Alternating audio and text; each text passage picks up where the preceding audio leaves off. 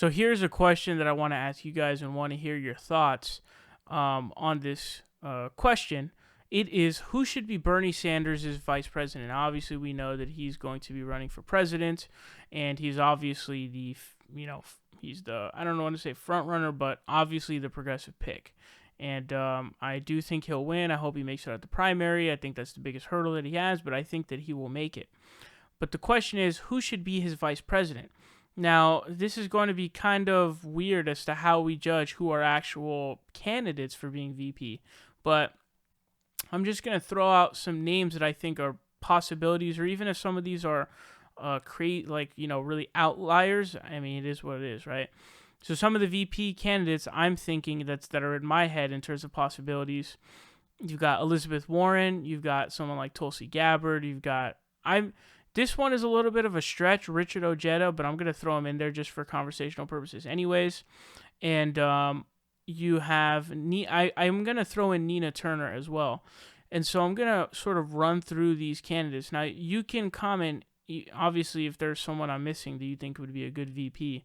I think out of that group, this is a sort of tough one. Now, I don't know if Ro Khanna's able to run as VP, but I don't think he should, because I think his position in the House is a very important one. I think he and AOC are the strongest progressives we currently have. And so I think he should not give up his post there, and I think he should stay in the House. And so that's what makes this an interesting one. I'm going to give you who I would pick out of that group.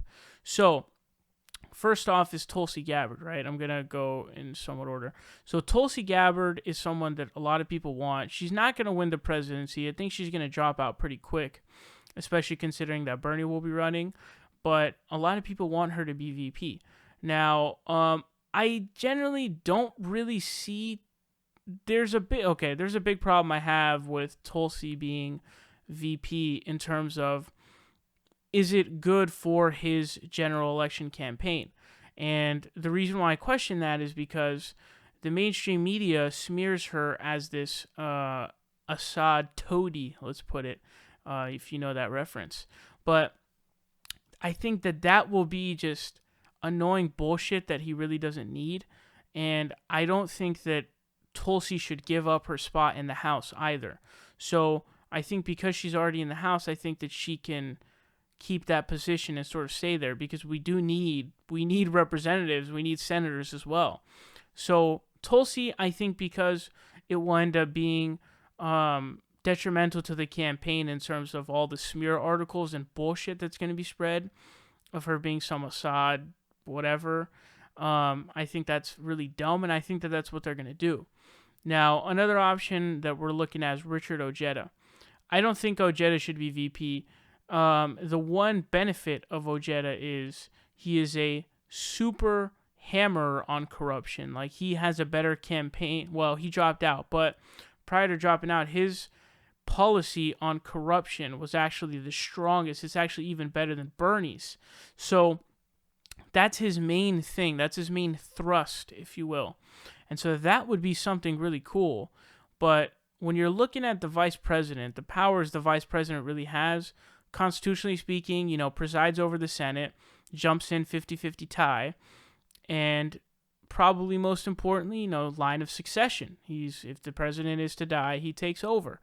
And really, truly, outside of those things, all the VP really is someone who can mobilize and just mobilize efforts for certain causes. So a VP has obviously the media is going to cover whatever the VP says. The VP can mobilize and gather people for certain things, and it just has a lot of influence, right? It's like AOC being a representative. She's got a lot of influence now, right? So that's really the VP has. The problem is Ojeda would also be very detrimental to his campaign.